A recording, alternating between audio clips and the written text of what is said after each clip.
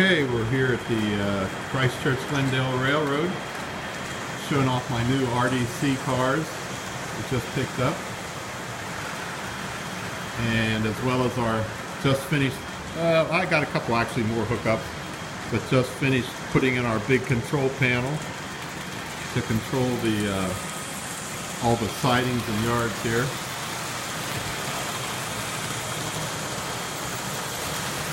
Goes a nice little donation someone gave us. Seems to work out real well. It's a 442 set. Here's the back side of our small village that we're still adding on. Picked up the Shell station here just recently.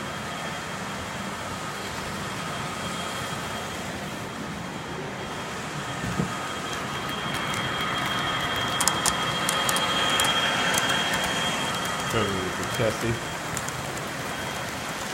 What we're going to do out here is we're going to extend the outside edge of the layout right in this area here and make it come out a little farther.